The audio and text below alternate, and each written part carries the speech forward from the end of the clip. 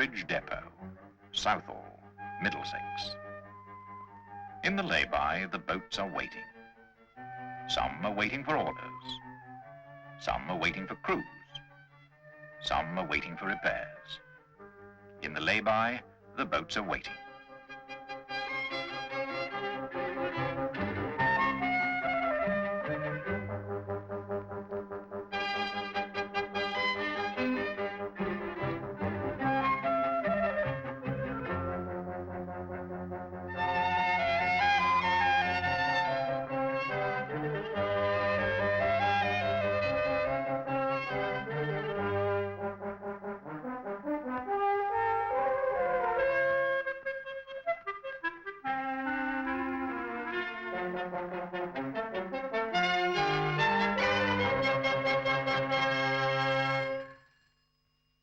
Check that for me, will you? Hello? Kempton? Yes? City office here. Orders for tomorrow. Nothing Paddington, nothing Regent's Canal Dock. Brentford. Aluminium, Sampson Road, Birmingham, 8 pairs. Bolt wheat, Northampton, 6 pairs. Total, 14 pairs. We haven't got 14 pairs ready to leave. We've only got 6. You've got another 5 coming up. Yes, but that's not 14. Well, do your best. Brentford's ready for as many as you can send. All right. Send them all up for orders, Arthur, please.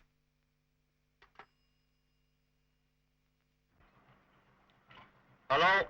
Calling all steerers at the depot. Report to the office for orders, please. All steerers at the depot. Report to the office for orders, please. Dad, you're wanted.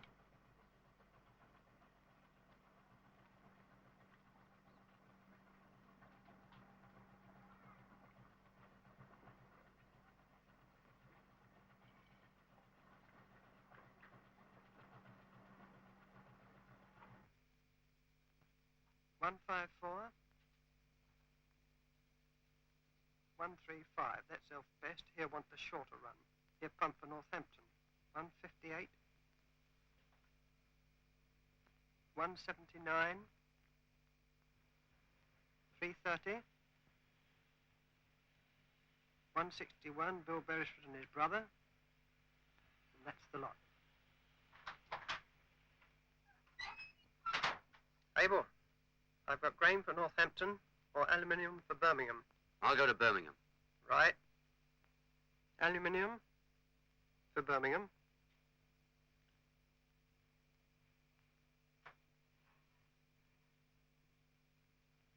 That's the loading order. Now money. Ration books.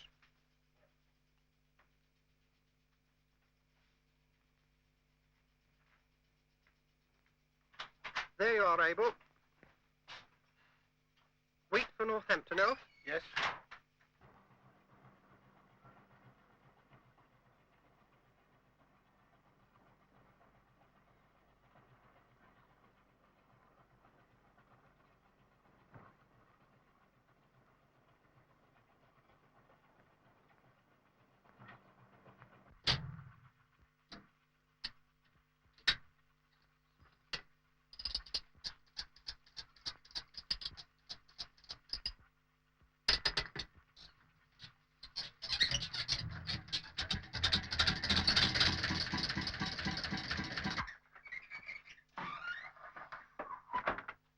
Wheat cloths, please, Arthur. Good morning, Borough. No, Northampton. Cheerio.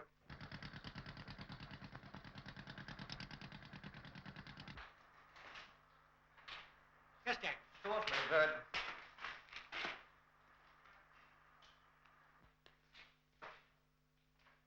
Okay, Jack. Hey, Bird. Cheerio, Jack. Yeah, Bird.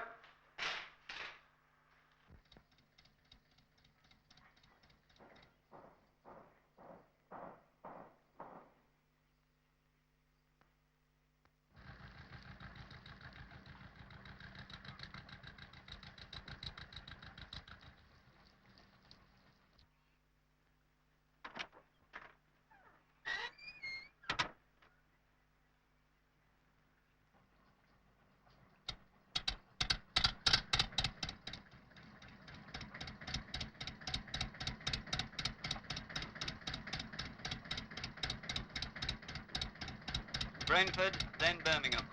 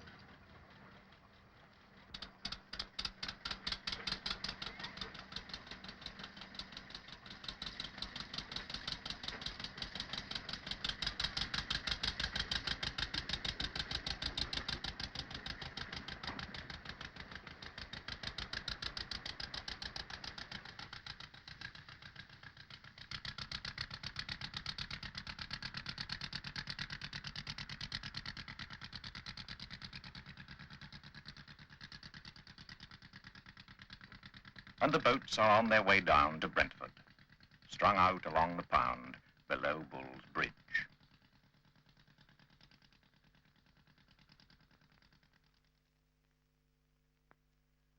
Next day, at Brent Meadow Wharf, the boats are loading.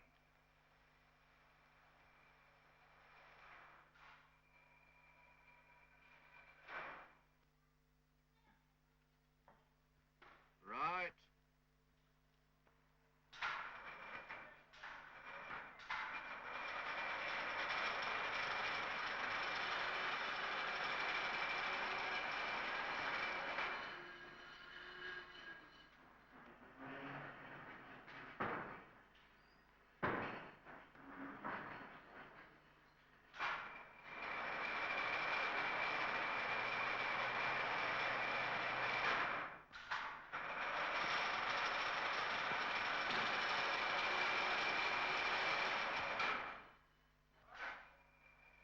Everyone likes a boat that's easy to handle, and that depends on the trim.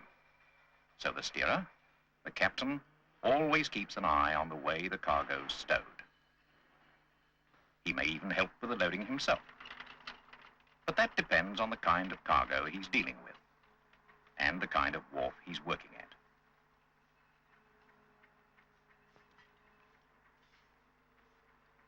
At places like Brentford, there are plenty of wharfmen to do the job.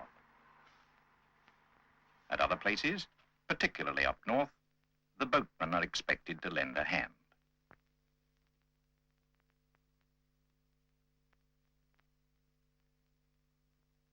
But take the coal tips at a place like Coventry. There's a man to operate the tip.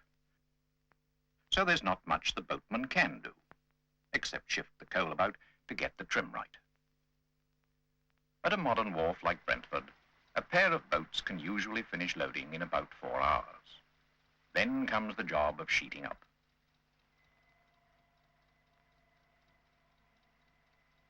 Most cargoes have to be kept dry. So every narrow boat has its own set of tarpaulins with a tippet that runs along the top and strings to tie the sheets down.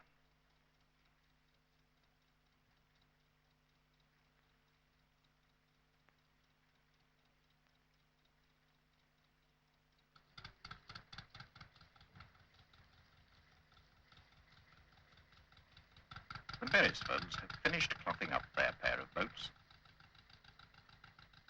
Alf Best and his daughter Lucy are just starting work, getting the side cloths up on their motor.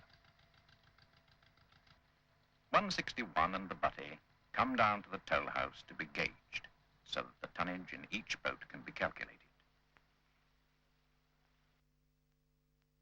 35 tons.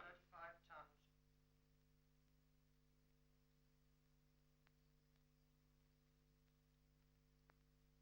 Right.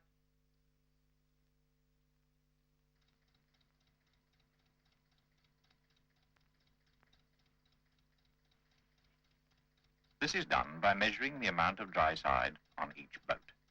Both sides of each boat, of course.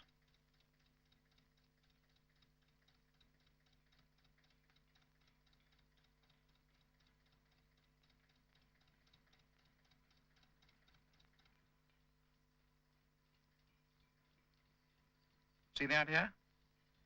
Side cloths first, then the top ones.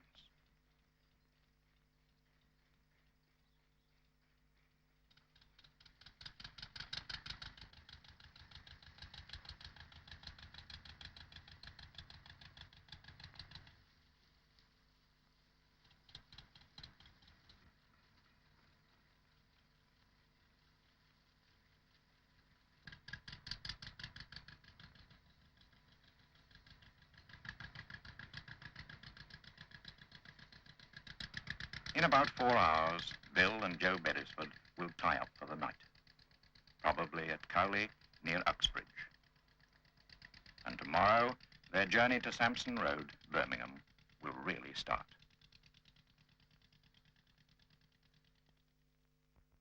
Of course, the boats don't go up and down the canals just as they please.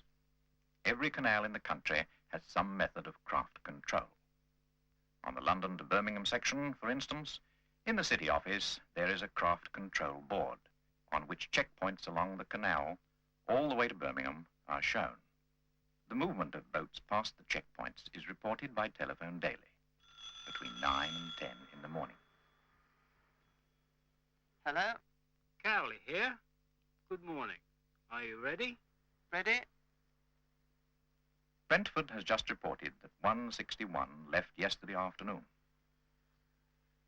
And Cowley now reports them as having left there this morning.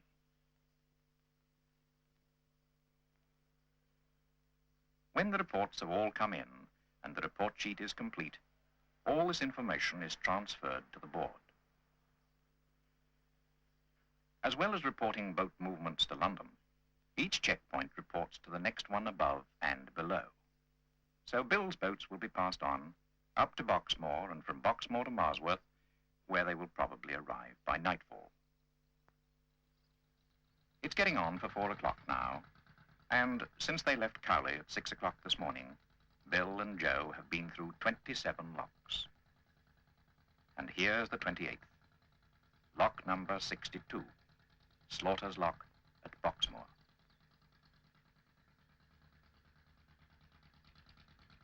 There's a right way of going through a lock, and, of course, several wrong ways. Bill's and Joe's is the right way for a pair of boats worked by 2 men. The tailgates are shut before the paddles on the headgates are drawn. The paddles are drawn in the right order. The boats are kept up to the sills so that they don't bump their rudders on the tailgates, and so on.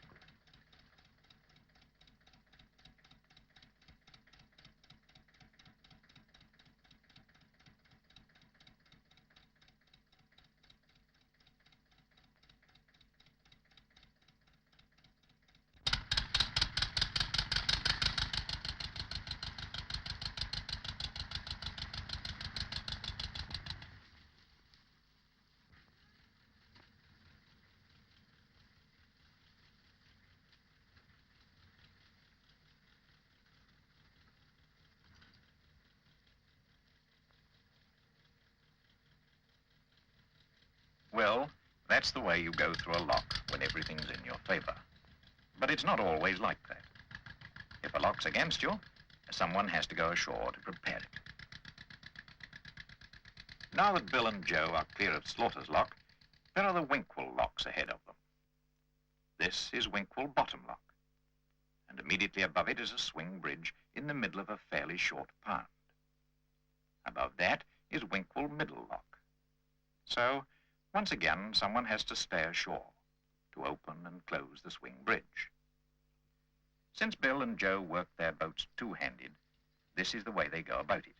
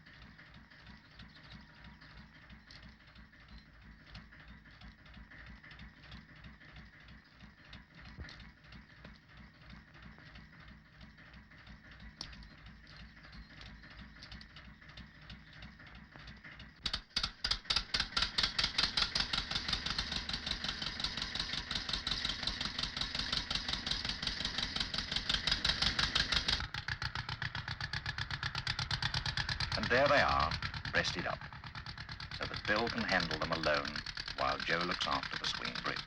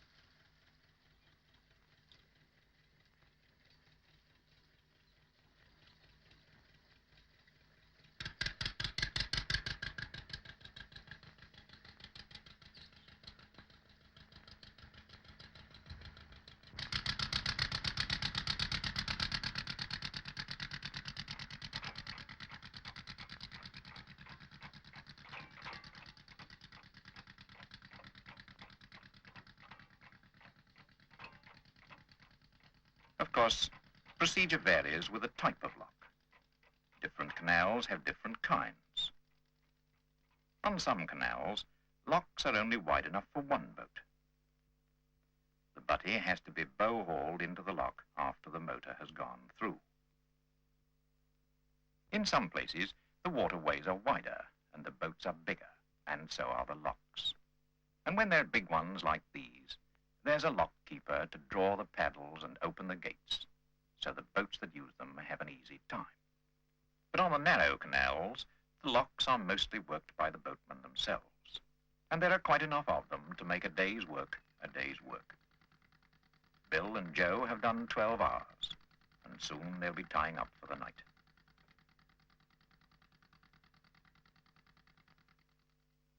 Next day, starting at Marsworth, they're on their way up past Fenny Stratford and on to Stoke Bruin. This is Linford village, 2 hours beyond Fenny. And for some reason, here's Bill taking a walk ashore.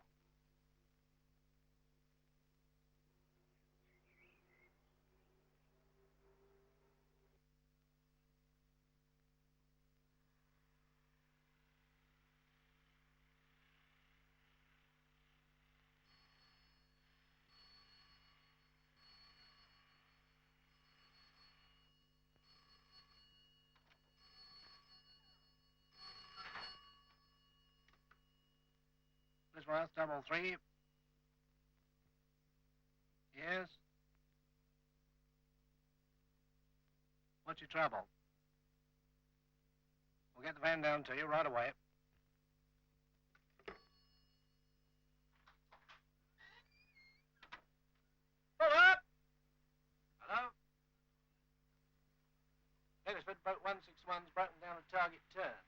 thinks he's got valve trouble. Go down and see to him, will you?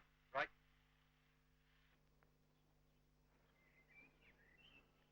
At certain points on all the canals in the country, there are maintenance depots. If a boat develops engine trouble on a journey, there are maintenance vans which can be sent out to get it going again. This one, at Gayton, covers the section from Fenny to Braunston, on which Bill's boat has broken down. And there's Hatton, farther up towards Birmingham, and Bulburn down by Tring's Summit. Then, of course, there are some depots like Bull's Bridge, where bigger repair work and major overhauls can be done. Here, boats can be hauled up on the slipways for repairs to the hull. Engines can be taken out, reconditioned and tested. And cabins can be smartened up with a new coat of paint. But things of this kind are biggish jobs and only happen once every so often. The depots can handle the day-to-day jobs this way.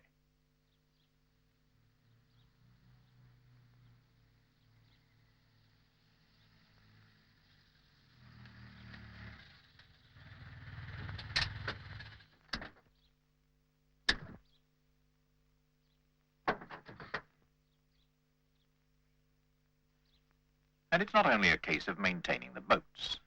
The waterways themselves have to be maintained. You can't let a canal go for long before it starts to silt up and has to be dredged. That's been particularly true since the boats have had motors, because the wash sucks in the banks.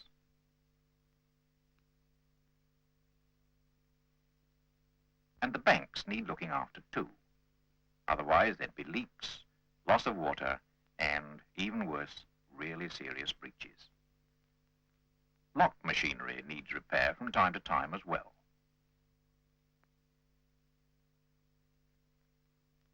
And when a gate has to be replaced, the new one has probably been built in a workshop at one or other of the maintenance depots.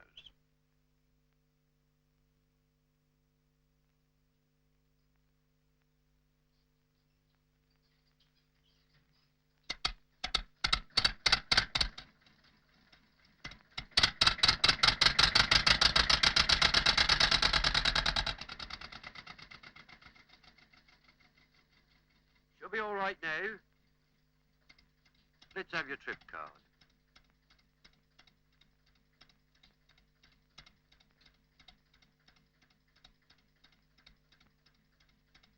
Now, let me see.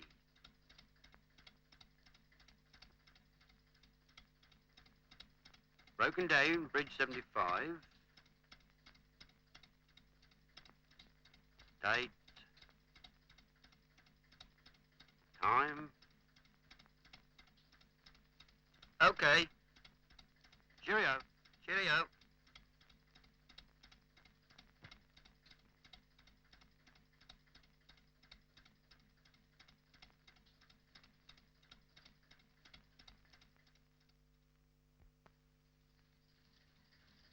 Bill and Joe have spent the night at Stoke Bruin, after working on till 10 o'clock to catch up on their breakdown.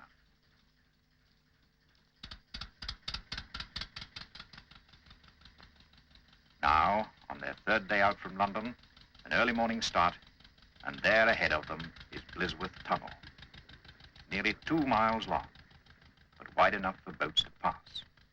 And the rule is, keep to the right.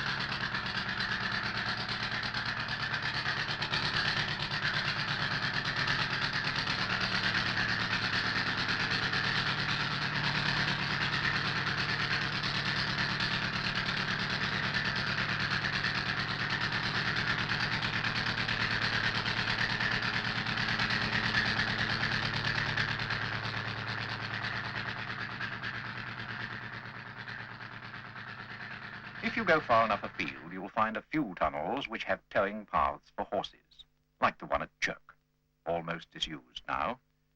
But most of them have none. In the old days, the boats had to be legged or shafted through, but now they go through under their own power.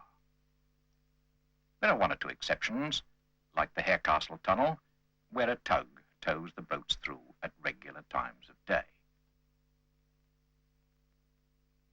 The tug gets its power from an overhead cable, like a tramcar, and pulls itself along by chains laid on the bottom of the canal.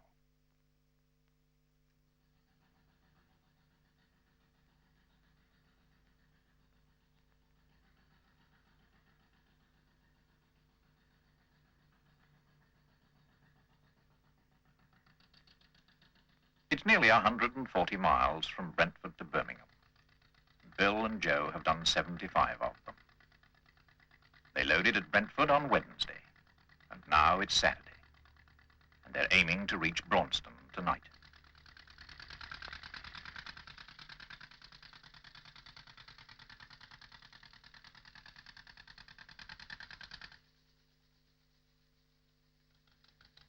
Engine all right now, Bill?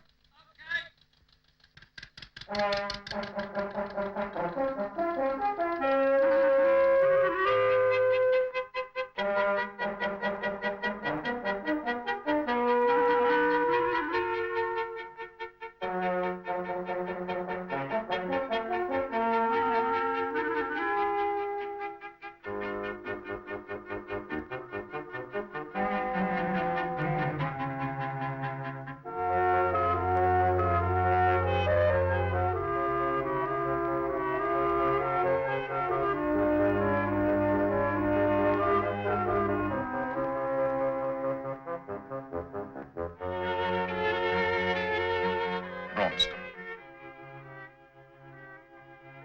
The end of another day, and time for a pint or two at the Ship Inn.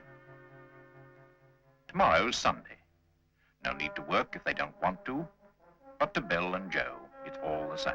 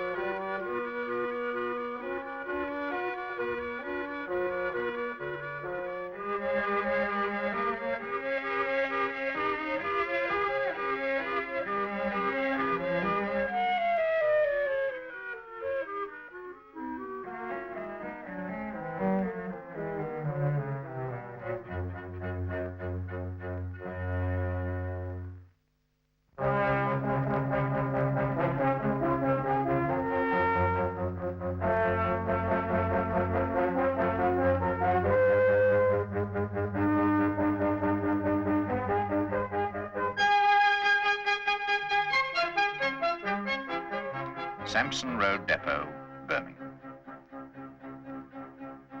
The end of the journey.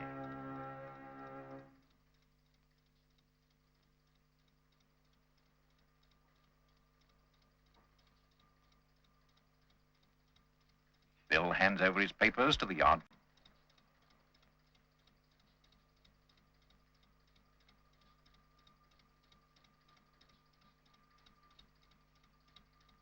Joe, over there in the basin.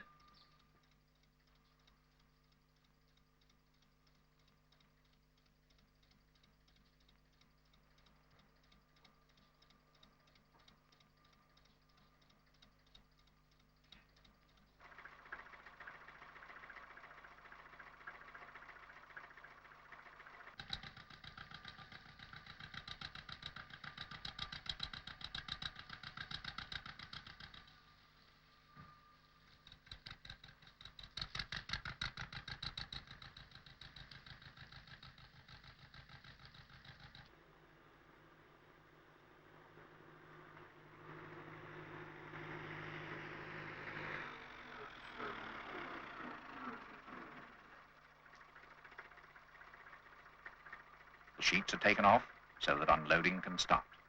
And as soon as the last load is off the boats, the captain's responsibility for that cargo is at an end, and he'll be sent off with the boat's light to pick up a return load for the south. A lot of people say that the canal system converges on Birmingham, but it's not really true. It is true that the narrow canals mostly lead to and from the Midlands, but there are plenty of others besides. It's also true that when the canals were nationalized, the country was divided into 4 divisions, and the intersection of the 4 divisions is at Birmingham. And since Birmingham, so they say, is the center of England, it must be the center of the canal system. Around it, threading their way through the towns of the Black Country, are the Birmingham canals. Northwards goes the Shropshire Union, carrying the finished engineering products of the Midlands to the ports, Manchester and Liverpool. At Middlewich, the Shropshire Union links up with the Trent and Mersey, which joins 2 of the finest of the river navigations. The boat lift at Anderton in Cheshire is near the northern end of the Trent and Mersey.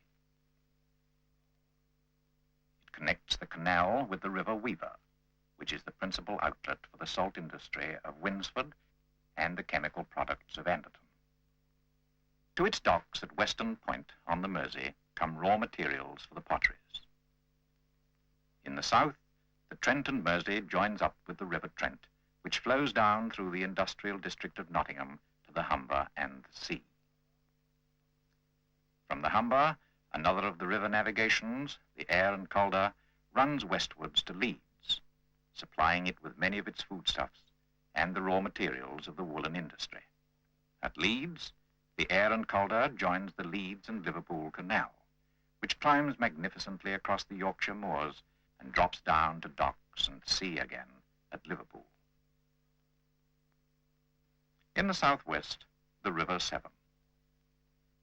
Up there to the north is Starport, terminal of the Staffordshire and Worcestershire. And here, at Worcester, it's joined by the Birmingham and Worcester Canal. Southward is the inland port of Gloucester, linked by the Gloucester-Barclay Ship Canal with Sharpness Docks on the Bristol Channel. And over on the other side of England is the waterway which perhaps has been longest in use of all. Most of the canals are nearly 200 years old, but even by today's standards, they are remarkable pieces of engineering. An aqueduct like Pont Cysilta, built to carry boats, is not only a beautiful thing to look at, but a thoroughly audacious construction job. All over the country there are locks and reservoirs, cuttings and bridges to remind us of the extraordinary imagination and skill of men who were doing these things for the first time and making it all up as they went along. The things they built are still there, and they still work, and boats are using them day after day. Boats of all kinds, large ones and small ones, a few still horse-drawn, but mostly power-driven now, doing a job that counts.